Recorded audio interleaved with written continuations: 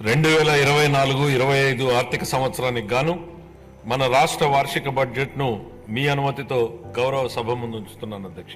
వ్యవసాయం మరియు అనుబంధ రంగాలు సూపర్ 6 హామీలలో భాగంగా మా ప్రభుత్వం అన్నదాత సుఖీభవ ప్రధానమంత్రి కిసాన్ పథకం ద్వారా అర్హులైన రైతులకు పెట్టుబడి సాయం ప్రకటించింది. పొలం పిలుస్తోంది, వడ్డీ లేని రుణాలు, భూసార కార్డుల పంపిణీ, వ్యవసాయ పనిముట్ల సరఫరా, భూసార పరీక్షల ప్రయోగశాలలు, పొలంబడి వంటి పథకాలను అమలు చేస్తోంది. 2024-25 ఆర్థిక సంవత్సరంలో వ్యవసాయ మరియు అనుబంధ రంగాలకు 11,855 కోట్ల రూపాయల కేటాయింపును ప్రతిపాదిస్తున్నాను. సంక్షేమం ప్రజలు ఎల్లప్పుడూ సంక్షేమం మరియు అభివృద్ధి సుపరిపాలనను కోరుకుంటారు. వాటిని అందిస్తున్నంత కాలం ప్రజలు మనతోనే ఉంటారు. విద్యాభివృద్ధి, సామాజిక ఆర్థికాభివృద్ధి, సంక్షేమం మరియు హక్కుల పరిరక్షణ కోసం వివిధ పథకాలను అమలు చేయడం ద్వారా అన్ని సామాజిక వర్గాల అభివృద్ధికి మా ప్రభుత్వం కట్టుబడి ఉంది. మేనిఫెస్టోలో ఇచ్చిన హామీ మేరకు అధికారం చేపట్టిన వెంటనే సామాజిక భద్రత పింఛన్ను 3,000 రూపాయల నుండి 4,000కు పెంచడం జరిగింది. ఎన్టీఆర్ భరోసా పెన్షన్ పథకం ద్వారా 64,38,000 మంది పెన్షన్దారులకు నెలకు 4,000 నుండి 15,000 రూపాయల వరకు పెన్షన్లు అందుతున్నాయి. మా ప్రభుత్వం అధికారంలోకి వచ్చిన మొదటి నెలలోనే ఎన్టీఆర్ భరోసా పథకం కింద 4,400 కోట్ల రూపాయలు, అలాగే 24 జూన్ నుండి ఇప్పటి వరకు మొత్తం 15,218 కోట్ల రూపాయలు విడుదల చేయబడ్డాయి.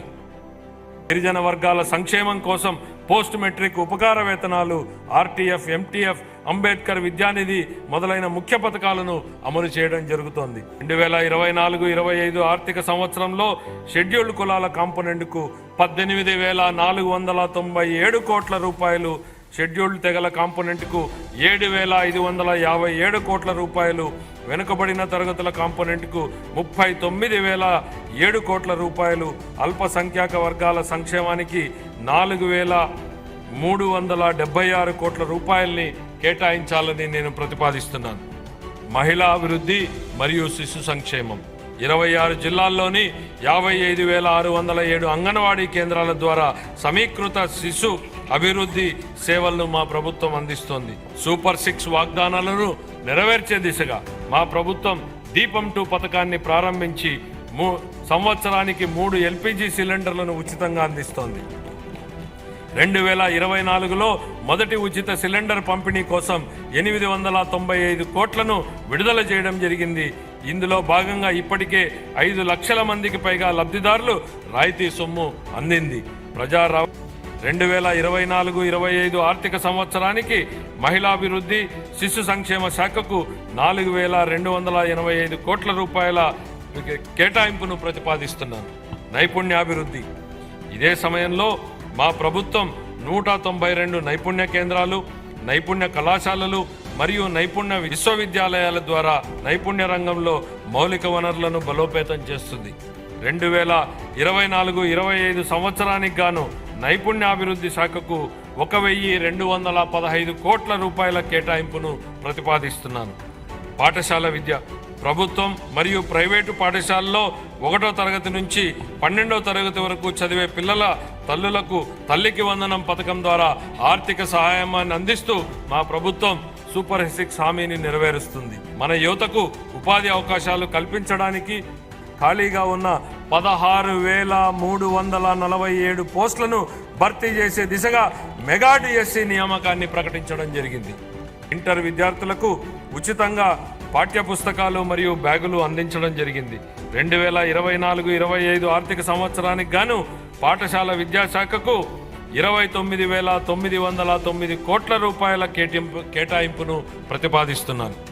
ఉన్నత విద్య స్వర్ణాంధ్ర విజన్ 2047లో భాగంగా 2024 ఆర్థిక సంవత్సరానికి గాను ఉన్నత విద్యాశాఖకు 2,326 కోట్ల రూపాయల కేటాయింపును ప్రతిపాదిస్తున్నాను. ఆరోగ్య సంరక్షణ మా ప్రభుత్వం డాక్టర్ ఎన్టీఆర్ వైద్య సేవా ట్రస్ట్ వంటి ప్రతిష్టాత్మక కార్యక్రమాలు, 108 మరియు 104 ఆరోగ్య సేవల పునరుద్ధరణ మరియు జాతీయ ఆరోగ్య మిషన్ కింద కుటుంబ సంక్షేమ కార్యక్రమాలను సమగ్రంగా అమలు చేయడం జరుగుతుంది. 2024-25 ఆర్థిక సంవత్సరానికి గాని వైద్య ఆరోగ్య శాఖ కోసం 18,421 కోట్ల రూపాయల కేటాయింపును ప్రతిపాదిస్తున్నారు. పంచాయతీరాజ్ మరియు గ్రామీణాభివృద్ధి ఆంధ్రప్రదేశ్ గ్రామీణ రహదారుల అనుసంధాన ప్రాజెక్టు ద్వారా 1,574 పనులను పూర్తి చేయడం జరిగింది. ఈ ప్రాజెక్టు 2,134 ఆవాసాలను 2,855 కిలోమీటర్ల రహదారులతో కలుపుతుంది. అదనంగా 164 రహదారులు మరియు వంతెనల ప్రాజెక్టులు కూడా కొనసాగుతున్నాయి. 2024 ఆర్థిక సంవత్సరానికి గాను పంచాయతీరాజ్ గ్రామీణాభివృద్ధి శాఖకు 16,739 కోట్ల రూపాయల కేటాయింపును ప్రతిపాదిస్తున్నాను. పట్టణాభివృద్ధి మా ప్రభుత్వం మొత్తం 123 పట్టణ ప్రాంతాల పరిధిలో 204 అన్నా క్యాంటీన్లను ఏర్పాటు చేయడం జరిగింది. గ్రామీణ ప్రాంతాల్లో కూడా 158 అన్నా క్యాంటీన్లను ఏర్పాటు చేయడానికి ప్రణాళికలు సిద్ధం చేయడం జరిగింది. 2024-25 ఆర్థిక సంవత్సరానికి పురపాలక పట్టణాభివృద్ధి శాఖకు 11,490 కోట్ల రూపాయల కేటాయింపును ప్రతిపాదిస్తున్నాను. జలవనరుల నిర్వహణ పోలవరం జాతీయ నీటిపారుదల ప్రాజెక్టును త్వరితగతిన పూర్తి చేయడం మా ప్రభుత్వ మొదటి ప్రాధాన్యత. 2024-25 ఆర్థిక సంవత్సరానికి జలవనరుల శాఖకు 16,705 కోట్ల రూపాయల కేటాయింపును ప్రతిపాదిస్తున్నాను. రవాణా మరియు రోడ్లు మరియు భవనాలు 99 రాష్ట్ర రహదారులు మరియు 134 జిల్లా ప్రధాన రహదారులను జాతీయ వ్యవసాయ మరియు గ్రామీణాభివృద్ధి బ్యాంకు నిధులతో పూర్తి చేయడానికి మా ప్రభుత్వం ప్రాధాన్యతనిస్తోంది. జూన్ 24 నుండి మా ప్రభుత్వం రహదారుల రంగానికి 600 కోట్ల రూపాయలను విడుదల చేసింది. రాష్ట్ర విపత్తు నివారణ నిధి ఎన్డీఆర్ఎఫ్ మరియు రాష్ట్ర విపత్తు ప్రతిస్పందన నిధుల కింద కేటాయింపులతో సహా 2024-25 ఆర్థిక సంవత్సరానికి గాను రవాణా రోడ్లు మరియు భవనాల శాఖకు 9,554 కోట్ల రూపాయల కేటాయింపును ప్రతిపాదిస్తున్నాను. పోలీసు శాఖ గత 5 ఏళ్లలో పోలీసు శాఖను నిర్లక్ష్యం చేయడం వల్ల ఆ శాఖ నైతిక స్థైర్యం మరియు నిర్వహణ సామర్థ్యం తీవ్రంగా దెబ్బతిన్నాయి. విద్యార్థులు గంజాయి మరియు పొగాకు వాడకుండా ఉండేందుకు వారిలో అవగాహన పెంచే సమగ్ర కార్యక్రమాలను ప్రవేశపెట్టడం జరిగింది. ఈ మాదక ద్రవ్యాలు మరియు పొగాకు వ్యతిరేక కార్యక్రమాలు క్రియాశీలక పాత్రను పోషించేందుకు ఉన్నత విద్యా సంస్థల్లోని 3,172 యూనిట్లకు శిక్షణ ఇచ్చేందుకు ప్రణాళికలు రూపొందిస్తున్నామని గౌరవ సభకు తెలియజేస్తున్నాను. 2024-25 ఆర్థిక సంవత్సరానికి గాను పోలీసు శాఖకు 8,495 కోట్ల రూపాయల కేటాయింపును ప్రతిపాదిస్తున్నాను. 2022-23 ఖాతాలు ఆంధ్రప్రదేశ్ అకౌంటెంట్ జనరల్ వారు ఖరారు చేసిన ఆర్థిక లెక్కల ప్రకారం 2022-23 ఆర్థిక సంవత్సరానికి గాని రెవెన్యూ లోటు 43,488 కోట్ల రూపాయలు మరియు ద్రవ్యలోటు 52,509 కోట్ల రూపాయలుగా చెప్పడం జరిగింది. రెవెన్యూ లోటు మరియు ద్రవ్యలోటు వరుసగా 3.3% గాను 3.98% గాను ఉన్నాయి. 2023-24 సవరించిన అంచనాల ప్రకారం 2023-24 ఆర్థిక సంవత్సరానికి రెవెన్యూ వ్యయం 2,12,450 కోట్ల రూపాయలు కాగా మూలధన వ్యయం 23,330 కోట్ల రూపాయలు.